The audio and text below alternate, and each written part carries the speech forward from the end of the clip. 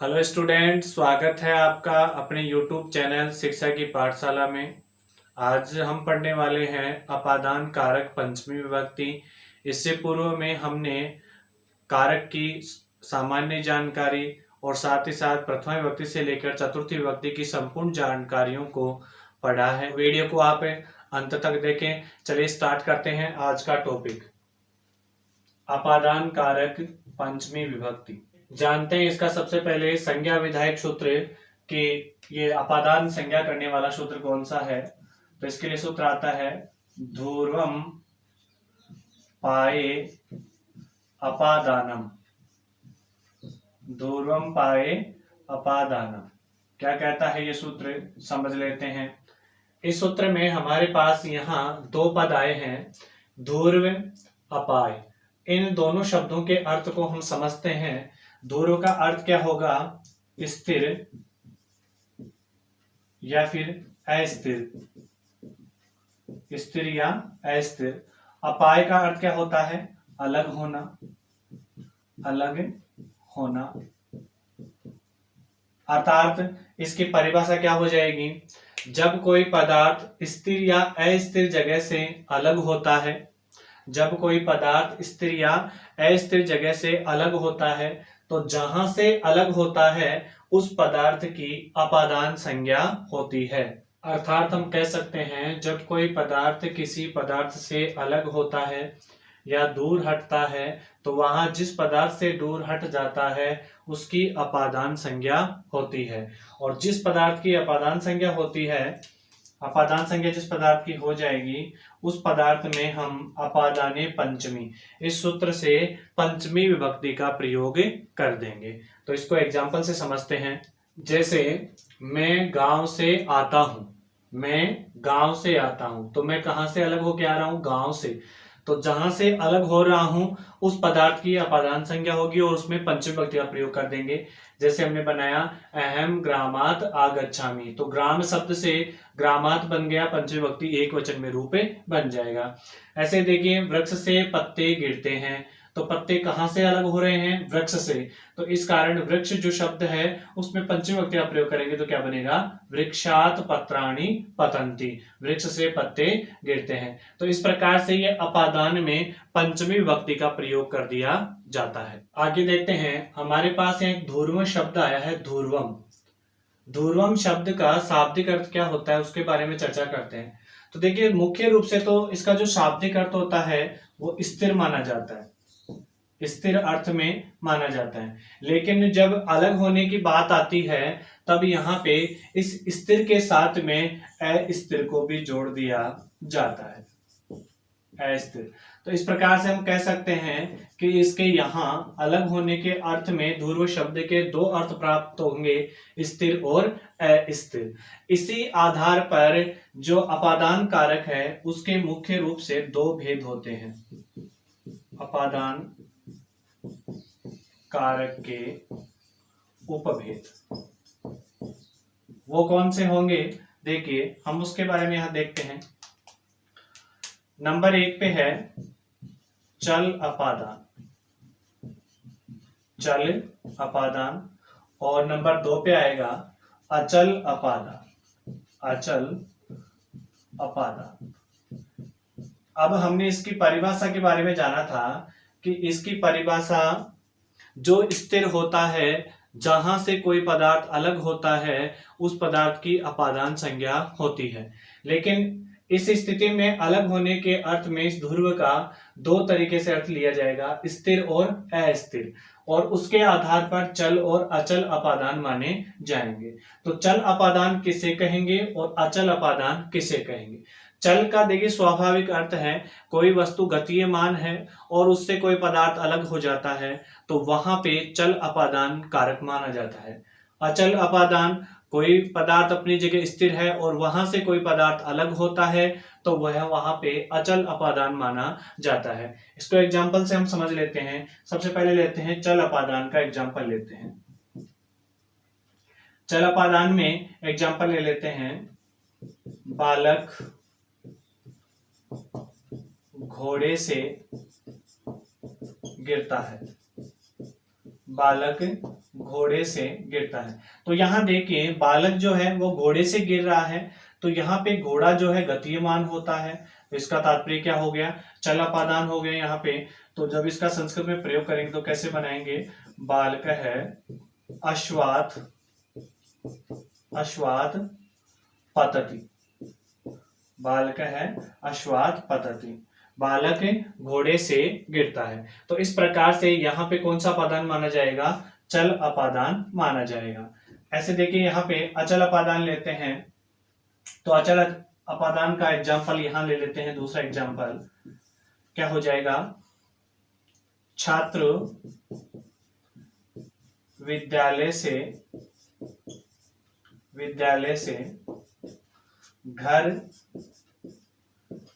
आते हैं, छात्र विद्यालय से घर आते हैं। तो देखिए यहाँ पे कहां से आ रहे हैं, कहां से अलग होकर आ रहे हैं, विद्यालय से। तो विद्यालय अपनी जगह स्थिर है, तो यहाँ पे स्थिर होने के कारण से कौन सा अपादान मानेगा, अचल अपादान माना जाएगा। तो यहाँ पे क्या बनाएंगे हम वाक्य, छात्राः विद्यालयात्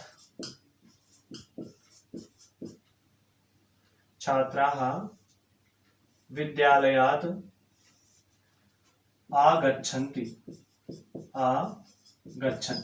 तो इस प्रकार से वाक्य यहाँ पे बना दिया जाएगा। तो ये चल और अचल अपादान आपको अच्छे से समझ में आया होगा कि जो वस्तु गतिमान होगी वहां पे चल अपादान माना जाएगा, और जो वस्तु अपनी जगह स्थिर है वहां से कोई पदार्थ अलग होता है तो उस स्थिर वस्तु में अचल अपादान माना जाएगा। आगे इसके नियम और देखते हैं। इसके बाद में नेक्स्ट नियम आता है हमारा वित्रार्था नाम भय हेतु। वित्रार्था नाम भय हेतु, देखिए यहाँ पे दो धातुएं आई हैं, एक तो आई है भी और एक है त्रा। दो धातुएं हैं भी और त्रा। इन धातुओं के योग में या इनके समानार्थक कोई अन्य धातु होगी तो उसके योग में जिससे डर लगता है या जिससे रक्षा की जाती है तो उस पदार्थ में अपादान कारक करके उसमें पंचमी विभक्ति का प्रयोग किया जाता है। देखिए इसको समझ लीजिए, भी एवं त्रा धातु के योग में अथवा इनके समानार्थी धातुओं के योग में भय रक्षावाचक शब्दों में अर्थात जिससे डर लगता है या जिससे रक्षा की जाती है उन शब्दों में पंचमी विभक्ति का प्रयोग किया जाता है। जैसे एग्जांपल लेते हैं, मोहन सांप से डरता है। मोहन किससे डरता है, सांप से। तो इसके डरने का जो कारण है वो कौन है, सांप। तो इस कारण में जो डरने का कारण है उस कारण में हम पंचमी विभक्ति का प्रयोग कर देंगे। तो क्या वाक्य बन जाएगा, मोहन है सर्पात विभेति। मोहन है सर्पात विभेति। तो यहाँ पे सर्प शब्द से सांप में पंचमी विभक्ति का प्रयोग करके क्या रूप बनाया गया है, सर्पात। ऐसे देखिए अगला देखिए, भगवान विपत्तियों से रक्षा करते हैं। भगवान विपत्तियों से रक्षा करते हैं। किससे रक्षा करते हैं, विपत्तियों से। तो यहाँ पे जिससे रक्षा की जा रही है उसमें हम पंचमी विभक्ति का प्रयोग करेंगे। तो जैसे हरि ही विपद्भ्यः त्रायते, तो यहाँ पे रक्षा के योग में त्रा धातु का प्रयोग किया गया है। तो विपद्भ्यः विपत्तियों से रक्षा करते हैं, पंचमी विभक्ति यहाँ पे बहुवचन का प्रयोग यहाँ पे कर दिया गया है त्रा धातु के योग में, या उसके जो हेतु है त्रा धातु का उसमें पंचमी विभक्ति का प्रयोग किया गया है। तो इस प्रकार से हमने जान लिया कि ये जो भी और त्रा धातुएं हैं इनके समानार्थी या अन्य कोई धातु होती है तो इनका जो हेतु होता है, कारण होता है, उसमें पंचमी विभक्ति का प्रयोग किया जाता है। अब देखिए पंचमी विभक्ति के प्रयोग के बाद में बात ये आ जाती है कि यदि इनके साथ में, इन धातुओं के साथ में जहां पे डर लगता है, स्थानवाचक शब्द भी जुड़ा होता है, जिस स्थान का नाम भी दिया होता है जहां पे डर लगता है, जहां पर रक्षा की जाती है, तो जो स्थानवाचक शब्द है उसमें सप्तमी विभक्ति का प्रयोग किया जाता है। अन्य एग्जांपल से उसको समझते हैं। देखिए, मोहन घर में सांप से डरता है। तो डरने का कारण सांप है, लेकिन कहाँ डरता है, घर में। तो जो स्थानवाचक शब्द है उसमें सप्तमी विभक्ति का प्रयोग करेंगे। मोहन है गृहे सर्पात विभेति। तो यहाँ पे देखिए गृहम जो घर आया है उसमें गृहम शब्द से गृह रूपे बन जाएगा। ऐसे ही देखिए, द्वारपाल महल में चोर से रक्षा करता है। तो कहाँ रक्षा करता है, चोर से महल में। रक्षा के अर्थ में जो चोर से रक्षा करता है उसे त्रा धातु के योग में या रक्ष धातु के योग में, यहाँ पे चोर में तो पंचमी का प्रयोग कर देंगे।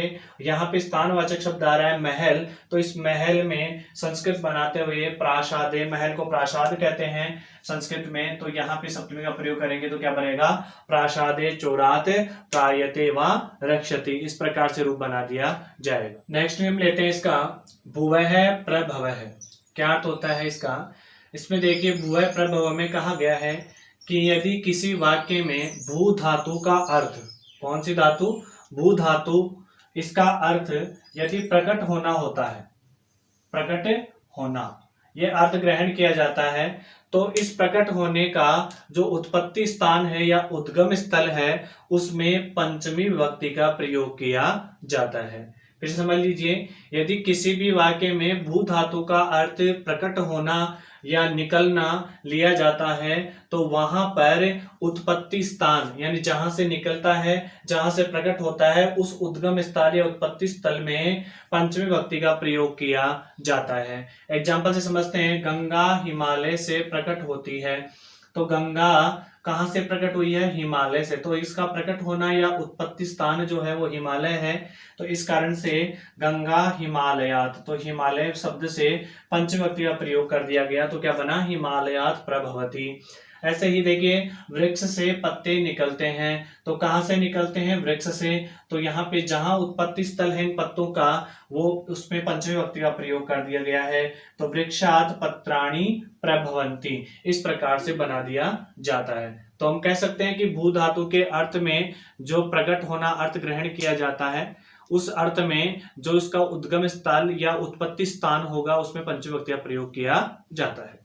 नेक्स्ट नियम है अपना, जनि कर्तु प्रकृति। जनि कर्तु प्रकृति, जन धातु का अर्थ होता है उत्पन्न होना, अर्थात इस उत्पन्न होने का जो हेतु है, जो स्थान है, उस स्थान में भी अपादान कारक करके पंचमी विभक्ति का प्रयोग किया जाता है। देखिए, यदि किसी वाक्य में जन धातु यानी उत्पन्न होना उसका अर्थ होता है का प्रयोग हो रहा हो, तो वहां उसके उत्पत्ति स्थल में की अपादान संज्ञा होती है एवं उसमें पंचमी विभक्ति का प्रयोग किया जाता है। एग्जाम्पल से इसको समझते हैं, जैसे गोबर से बिच्छू उत्पन्न होते हैं, तो उत्पन्न कहां से हो रहे हैं, गोबर से, तो जहां से उत्पन्न हो रहे हैं उसमें पंचमी विभक्ति का प्रयोग कर देंगे। तो गोबर से हो रहे हैं तो गोबर के लिए क्या संस्कृत बनाएंगे पंचमी विभक्ति में, गोमयात, और बिच्छू के लिए वृश्चिकाः जायन्ते, अर्थात गोबर से बिच्छू उत्पन्न होते हैं, इस प्रकार से हो जाएगा। फिर अगला वाक्य हमारे पास, ब्राह्मणः प्रजा प्रजायन्ते, अर्थात इसका अर्थ क्या होगा, ब्रह्मा से प्रजा उत्पन्न होती है, तो किससे उत्पन्न होती है, उत्पत्ति स्थल कौन है, ब्रह्मा, तो ब्रह्मा में यहाँ पे पंचमी विभक्ति का प्रयोग किया है ब्रह्मन शब्द से। फिर है मुखाद अग्नि ही अजायत, मुख से अग्नि उत्पन्न हुई, मुख से अग्नि उत्पन्न हुई, तो कहां से उत्पन्न हुई, मुख से, तो इस मुख में भी कौन सी विभक्ति का प्रयोग कर दिया गया है, पंचमी विभक्ति का प्रयोग किया गया है। तो यहाँ पे आप समझ सकते हैं कि जन धातु का जो हेतु होगा, जो उत्पत्ति स्थान होगा, उसमें हम पंचमी विभक्ति का प्रयोग कर देंगे। अगला नियम है, वारणार्था नाम इप्सितः है। क्या कहता है, वारण अर्थात दूर हटाना, अर्थ वाली धातुओं का प्रयोग होने पर जो इप्सित पदार्थ होता है उसकी अपादान संज्ञा होती है, और वो इप्सित पदार्थ कौन सा होगा, जिससे हटाया जाता है, यानी जिस स्थान से किसी को हटाया जाता है तो उस स्थान की अपादान संज्ञा होती है और उसमें पंचमी विभक्ति का प्रयोग किया जाता है। एग्जाम्पल से समझते हैं, किसान खेत में से जो से गाय को हटाता है। अब देखिए यहाँ पे कहां से हटा रहा है किसान गाय को, जो से, तो ये जो आया है, जो शब्द है, उसमें हम पंचमी विभक्ति का प्रयोग करेंगे। देखिए यहाँ पे बनाते हैं वाक्य, तो कृषक है क्षेत्रे यवेभ्यः, जो है बहुवचन है और जो को संस्कृत में यव कहते हैं, तो इसलिए यहाँ पे बहुवचन में रूप बनेगा रामेभ्य की तरह यवेभ्यः, तो यहाँ पे यवेभ्य बन जाएगा गाम वारयति, तो इस प्रकार से इस रूप को बना देंगे। तो यहाँ पे पंचमी विभक्ति का प्रयोग हुआ है। सुरेश पुत्र को पाप से हटाता है, तो कहां से हटाता है? पाप से। तो इस पाप शब्द में पंचमी विभक्ति का प्रयोग करेंगे तो क्या बनेगा? सुरेश है पुत्रम पापात निवारयति, पाप से हटाता है। तो हम कह सकते हैं कि वारण अर्थ में अर्थात दूर हटाने वाले अर्थ में जहां से जिस पदार्थ को हटाया जाता है, जहां से अलग किया जाता है, उस पदार्थ में हम पंचमी विभक्ति का प्रयोग कर देते हैं। नेक्स्ट नियम है अंतर्धो येना दर्शनम इच्छति। क्या कहता है यह? कि व्यवधान होने पर कर्ता जिससे अपने आप को छिपाता है, छिपाना चाहता है, उस कारक को अपादान संज्ञा होती है तथा उसमें पंचविभक्ति का प्रयोग किया जाता है। कहने का तात्पर्य यही है कि जहां पे छिपाना अर्थ प्रकट करने वाली धातुओं का प्रयोग किया जा रहा हो, तो वहां पर कर्ता जिस पदार्थ से छिपता है, जिस पदार्थ से अपने आप को छुपाता है, उस पदार्थ में पंचमी विभक्ति का प्रयोग किया जाता है। एग्जाम्पल से समझते हैं। जैसे राम माता से छिपता है, तो कर्ता यहाँ पे राम है, छिपाने वाला धातु का प्रयोग यहाँ पे किया गया है। और किससे छिपता है? माता से। तो यहाँ पे माता शब्द में हम पंचमी विभक्ति का प्रयोग कर देंगे, तो वाक्य बनेगा राम है मातुहु निलीयते। निलीयते का अर्थ होता है छिपना। तो यहाँ पे देखिए मातु जो शब्द आया मातृ शब्द से बना है और पंचमी विभक्ति एक वचन का रूप बन जाएगा। ऐसे अगला एग्जांपल है शिष्य गुरु से छिपता है, अर्थात यहाँ पे भी छिपने का जो कार्य हो रहा है वो कर्ता के द्वारा गुरु से किया जा रहा है। तो जिससे छिपता है कर्ता गुरु से छिपता है, तो यहाँ पे शिष्य है गुरु हो निलीयते। गुरु शब्द से पंचमी विभक्ति एक वचन में रूप बनता है गुरु हो, तो उससे यहाँ पे गुरु हो शब्द का प्रयोग करके वाक्य बना दिया जाएगा। तो हम इस प्रकार से कह सकते हैं कि कर्ता जिससे छिपता है उस पदार्थ में पंचमी विभक्ति का प्रयोग किया जाता है। और एक अन्य अर्थ भी यहाँ पे ग्रहण किया जाता है। वो अन्य अर्थ क्या है? वह चोरों को नहीं देखना चाहता। इस एग्जाम्पल से समझते हैं कि वह चोरों को नहीं देखना चाहता, अर्थात वह खुद स्वयं तो चोरों को नहीं देखना चाहता, लेकिन उन चोरों से अपने आप को छुपाता नहीं है। तो इस स्थिति में जिसको नहीं देखना चाहता उसमें द्वितीय विभक्ति का प्रयोग किया जाता है। सह चोरान न दिदृक्षते, तो वह चोरों को नहीं देखना चाहता। तो चोर जहां पे ये इनको चोरों को नहीं देखना चाहता, तो चोर शब्द से द्वितीय विभक्ति का प्रयोग यहाँ पे किया गया है। दोबारा से इस चीज को समझ लीजिए कि जहां पर कर्ता स्वयं तो किसी पदार्थ को नहीं देखना चाहता, लेकिन अपने आप को उस पदार्थ से छुपाता नहीं है, तो जिसको वो नहीं देखना चाहता है उस पदार्थ में द्वितीय विभक्ति का प्रयोग किया जाता है। जिस प्रकार से हमने यहाँ पे चोर शब्द से चोरान द्वितीय विभक्ति का प्रयोग किया है। अगला नियम है आख्याता उपयोगी। आख्याता उपयोगी क्या तात्पर्य इसका? नियम पूर्वक विद्या स्वीकार करने में वक्ता की अपादान संज्ञा मानी जाती है। वक्ता कौन? जो पढ़ाने वाला है उसे हम वक्ता मानेंगे।